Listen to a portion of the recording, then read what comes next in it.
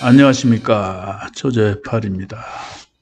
자, 오늘 소액으로 할 수 있는 토지 한번 보겠습니다. 홍성지원, 홍성사계 2020 타경 2987 2번 물건입니다.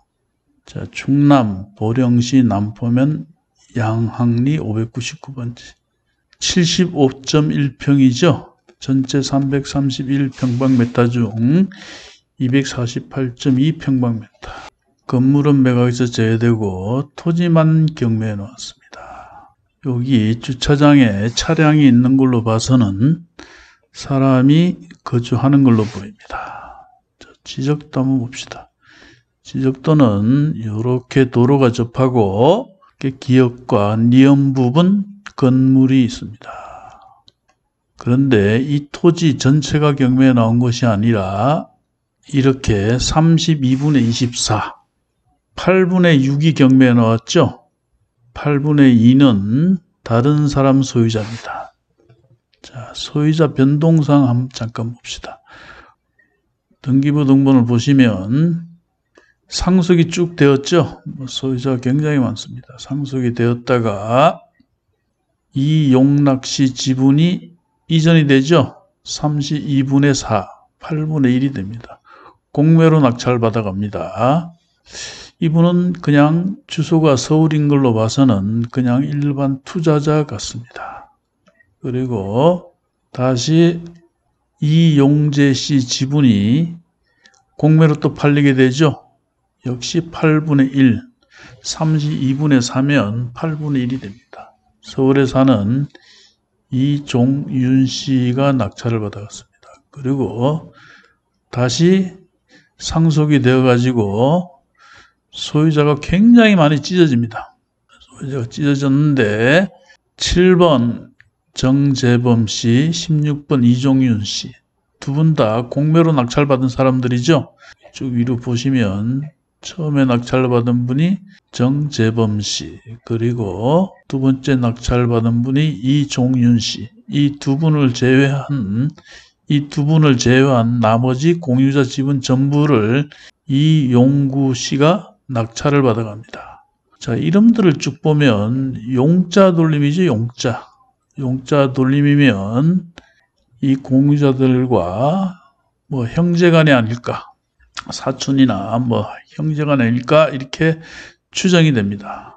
현재 공유자는 몇 분인가요? 세 분이죠. 여기 보시면 이용구 씨와 이종윤 씨, 이분은 공매로 낙찰받은 분이죠. 정재범 씨, 이분도 공매로 낙찰받은 분입니다. 총 세 분이 공유로 보유하고 있고, 그중 이번에 경매에 나온 것이 이용구 씨 8분의 6 지분이 경매에 나왔습니다. 이럴 경우 공유자 우선매수 신고는 잘 안 하겠죠. 보통 공유자 우선매수 신고는 형제간이나 부모 자식간이나 이런 경우에 공유자 우선매수가 많이 들어오죠. 자, 이렇게 해서 지금 현재 감정금액은 1936만 3,500원. 현재 최저가는 948만 8천원, 49%입니다. 현재 여기 전입되어 있는 사람은 다 용자 돌림이죠. 살고 있는지 안 살고 있는지는 확인이 안 되나, 조금 전 보셨던 이 사진과 같이 차량이 주차되어 있는 걸 봐서는 사람이 거주하는 걸로 보입니다. 추정됩니다. 모든 것은 답사를 가서 직접 확인을 하는 것이 제일 좋습니다. 자, 현재 여기 봅시다. 경매에서 제외된 주택의 가격이 얼마입니까? 지금 3,180만 원, 3,200여만 원 되죠.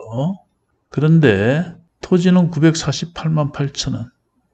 건물주가 이 토지를 매입해야 되겠죠. 과거에도 이용구 씨가 낙찰을 받았었죠. 그때도 건물을 지키기 위해서 토지를 낙찰받았다고 보면 틀림없습니다. 그래서 이번에도 뭐 형제간 중에 누군가가 입찰에 참가하지 않을까. 굉장히 많이 떨어졌죠. 통상 이런 물건의 경우에는 건물주가 고가에 낙찰받아야 함에도 싸게 낙찰받기 위해서 이렇게 떨어질 때까지 기다리는 경우가 굉장히 많습니다. 경매는 뭐 높게 쓰는 놈이 임자죠. 많이 떨어졌다고 해서 뭐 자기들이 낙찰받는다는 보장도 없어요. 물론 건물 소유자가 낙찰을 받아가는 게 가장 좋죠. 그런데 뭐 경매라는 게 뭐 알 수가 없지 않습니까? 자, 이쯤 되면 현재 948만 8천 원이면 입찰하지 않을 이유가 없죠. 아까 지적도도 봤지만 지적도 상에도 도로가 있고 또 위성지도 한번 봅시다. 위성지도를 보면 시골 한적한 동네죠. 마을입니다. 자, 로드비 한번 봅시다. 로드비 보시면 여기서부터죠, 땅이. 여기서부터 쭉 갑니다. 아까 경매 기록에 나오는 사진과 동일하죠? 아담한 집이 하나 있습니다. 아담하죠. 서라브 지붕으로 되어 있고 뭐 빨래가 놓여 있는 걸 봐서는 과거에는 누가 살았고 지금 현재는 누가 살고 있는지 안 살고 있는지는 확인을 해야 합니다. 자, 나무도 조경도 아주 잘 갖고 놨습니다. 아름답죠? 자, 그러면 이 물건을 어떻게 처리하느냐?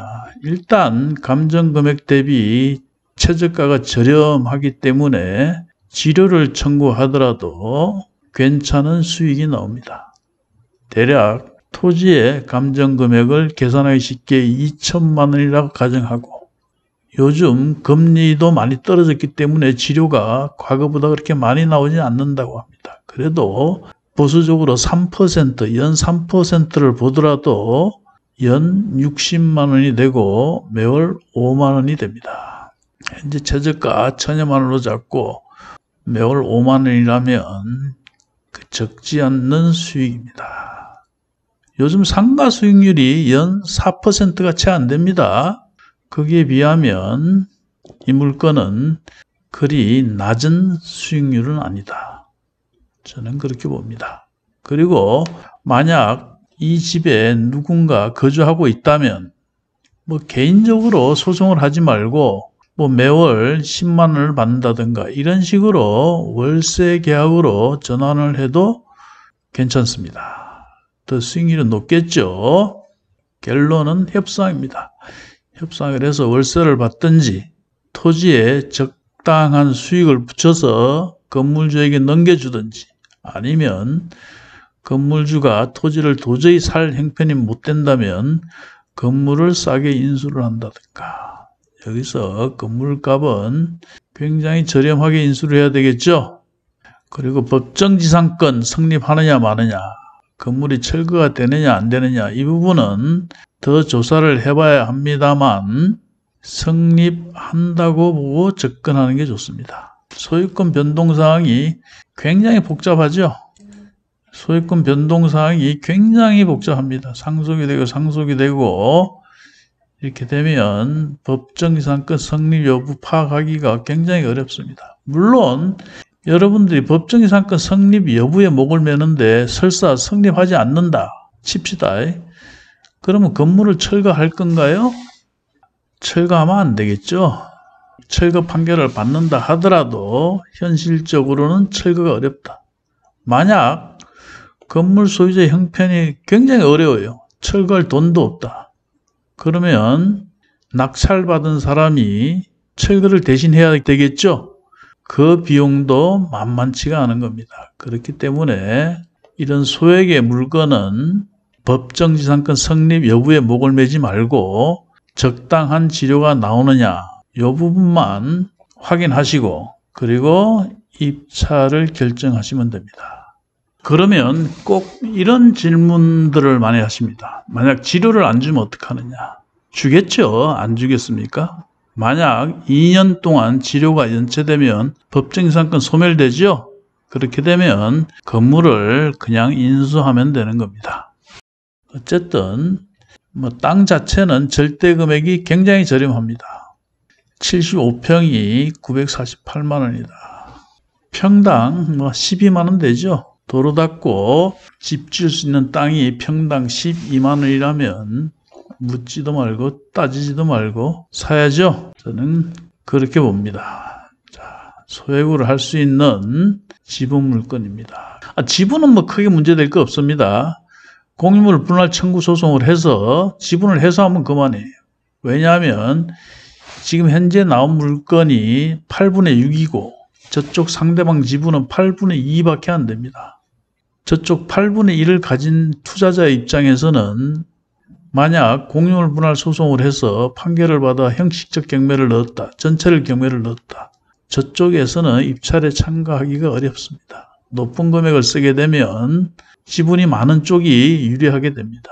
반면 8분의 6을 보유하고 있는 쪽에서는 높은 금액이 입찰해도 모두 본인에게 배당이 되기 때문에 큰 부담이 없다. 그래서 지분 해소 문제는 크게 어려움이 없다. 저는 이렇게 봅니다. 자, 그 외에 별다른 문제는 보이지 않습니다. 다만 좀 확인이 가능하다면 8분의 1 지분이 이해액을 즉 공매로 낙찰이 됐었죠. 그분들이 어떤 조치를 취했는지 아니면 그냥 방치를 하고 있었는지 아니면 여기 현재 채무자와 친인척 관계인지 그 부분은 알아보는 게 좋겠죠. 알아보기가 쉽진 않겠지만 그래도 투자자라면 무슨 조치를 했겠죠. 지료 청구를 했다든가 그 부분도 탐문을 통해서 알아보시는 것도 괜찮을 것 같습니다. 자, 끝으로 이 모든 것은 반드시 답사를 하고 그리고 조사를 하고 그리고 결정하셔야 됩니다. 제가 추천 물건으로 말씀드리는 것은 기록을 보고 어떻게 될 것이다 라고 대충 추정을 하는 것이지 확정적인 것은 아니라는 겁니다. 그러므로 입찰을 결정하시기 전에는 반드시 답사를 하고 그리고 결정하시기 바랍니다. 자, 오늘은 소액으로 할 수 있는 토지 물건 하나 살펴봤습니다. 자, 여기까지입니다.